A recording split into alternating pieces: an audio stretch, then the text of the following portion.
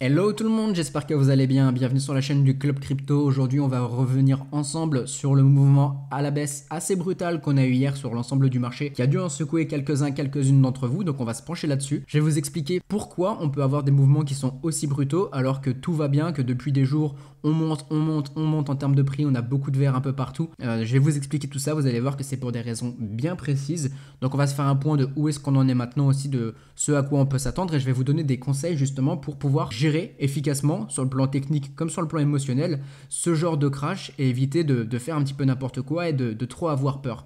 Donc vous le voyez, on a Bitcoin hier qui a perdu entre 8 et 9% en l'espace de quelques heures. On a eu des mouvements assez brutaux aussi sur par exemple Atom ou d'autres altcoins. Hein. C'est souvent ça, quand Bitcoin perd, les altcoins perdent un peu plus. Donc là on a un moins 22%, mais on a aussi des Solana qui ont réussi à tenir le 10%.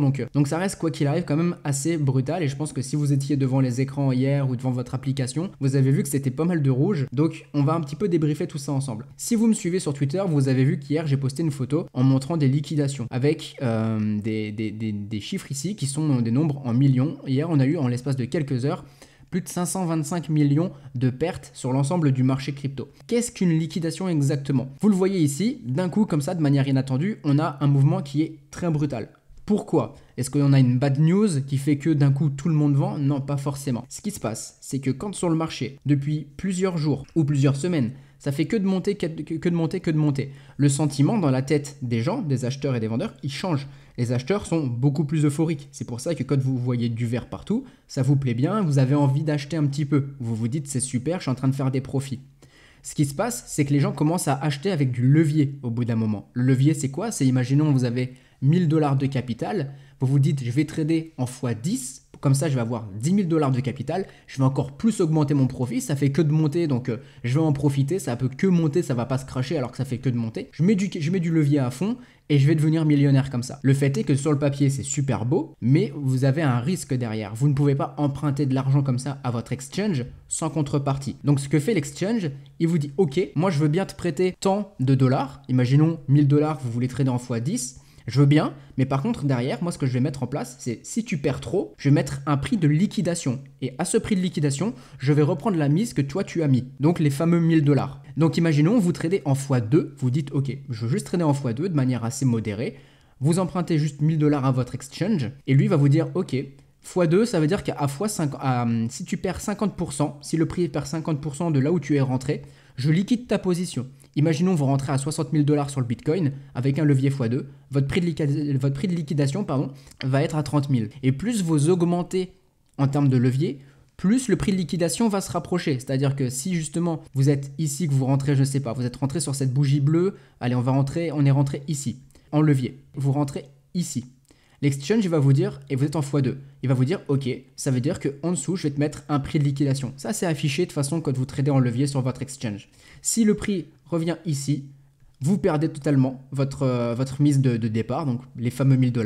Ça rembourse l'exchange qui vous a justement prêté de l'argent. Alors souvent ça se coupe un tout petit peu juste avant, c'est pas pile poil le 50, il y a une marge de sécurité pour juste avant. Donc ce qui se passe, c'est que d'un coup, vous avez tout le monde qui commence à rentrer en levier. Il y en a qui sont assez modérés, qui arrivent à rentrer peut-être qu'en x2, des choses comme ça, mais vous en avez qui commencent à rentrer en x10, en x20, en x50, qui font les bourrins.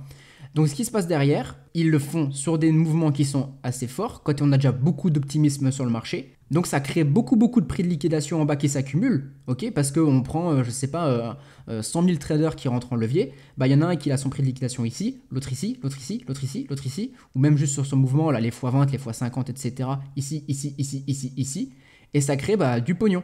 Ça crée du pognon, et là, l'exchange se dit, moi ici, si le marché retrace, je sais que je vais pouvoir me gaver parce que je vais récupérer l'argent de tous ces traders.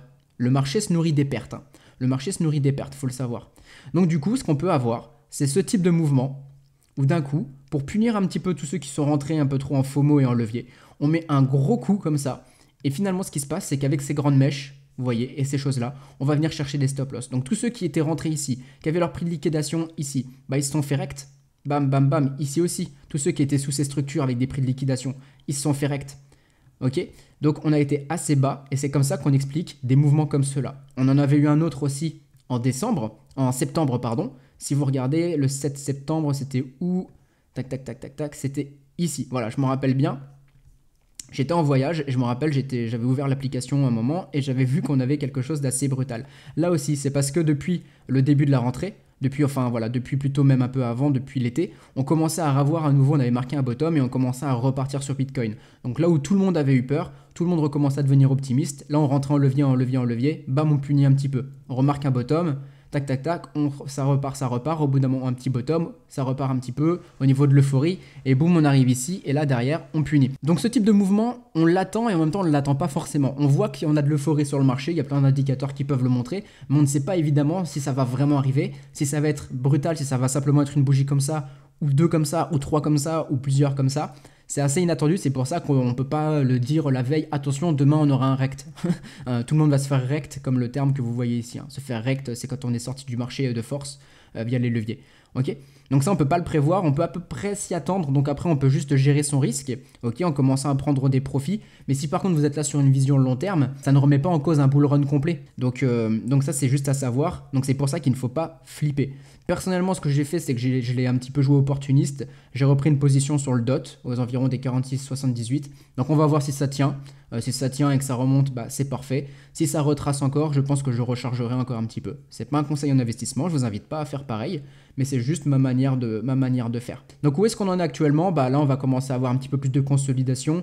On peut très bien avoir encore un deuxième mouvement dans les prochaines heures ou les prochains jours, juste histoire de rechercher encore du monde qui est en levier un peu plus bas. C'est pas sûr, on peut très bien repartir. Vous voyez qu'on a eu un mouvement ici en V-top, comme on le voit juste ici de cette manière-là. Hop là, tac, tac. Les V-top aiment bien être retestés. Alors, est-ce qu'on va les retester vraiment ou est-ce qu'on va simplement faire un deuxième creux comme ça pour remettre une structure haussière?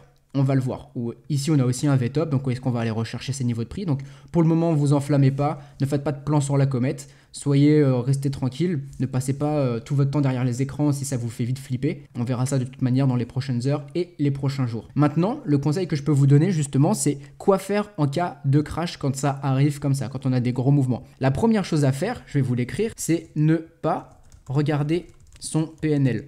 C'est le profit and loss sur votre application par exemple, application ou sur le site. Pourquoi? Parce que lui, tous les jours, et de toute manière, il peut vous annoncer du vert, il peut vous annoncer du rouge.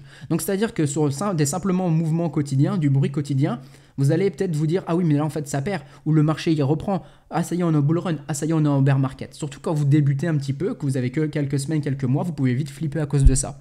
Donc ne regardez jamais le PNL. La deuxième chose, c'est ne pas vendre quand ça a dumpé, donc quand ça a baissé. Vous voyez qu'on perd 10, 15, 20%. Et c'est là vous vous dites, ouais mais en fait, qu'est-ce que je fais? Parce que là, vous êtes dans le déni, vous vous dites, bon, je vais pas vendre. Et là, vous vous dites, mince, ça commence à vraiment trop cracher. Je vois que j'ai trop de pertes sur mon PNL, vous regardez le PNL. Qu'est-ce que je fais? Je vends ou pas? C'est pas là qu'on vend. Justement, le marché a envie de vous faire vendre ici. Comme ça, les grosses institutions, elles rachètent ce niveau de prix-là. Elles rachètent ce que les autres vendent. C'est comme ça qu'elles ont de la liquidité pour pouvoir repartir vers le nord. Donc vous ne vendez pas à ce moment-là. Soit vous aviez une stratégie, soit vous n'en avez pas, mais n'improvisez pas. Donc, ne vendez pas quand ça a baissé. La troisième chose, c'est ne remettez pas en cause tout votre plan. Vous aviez un plan. Quand ça monte, vous dites mon plan, c'est bon, il tient, c'est super, ça se passe super bien. Et d'un coup, bam, et là vous dites ah ouais, mais en fait peut-être que mon plan ça ne va pas. Non, c'est juste que vous avez des mouvements qui peuvent se faire sur le marché. Si votre but c'est de dire ok, sur Bitcoin j'ai acheté, je sais pas. Je dis un prix n'importe lequel. Vous avez acheté à 30 000 et vous vous dites moi je pense que Bitcoin il peut aller à 100 000. Bah laissez-le aller à 100 000. Si jamais on a un mouvement comme ça, c'est pas ce mouvement-là qui va remettre en cause tout ce qu'on a créé sur le Bitcoin. Donc c'est pas du tout comme ça qu'il faut réagir, vraiment. Si des fois vous réagissez comme ça, c'est pas grave, mais ça peut arriver surtout dans les débuts. Mais comprenez que ne remettez jamais en cause tout votre plan parce que vous avez des petits mouvements comme ça qui peuvent arriver. Donc maintenant l'idée c'est ok, moi par contre j'ai pas de plan. Donc que faire? Comment se crée un plan? Un plan égale une stratégie.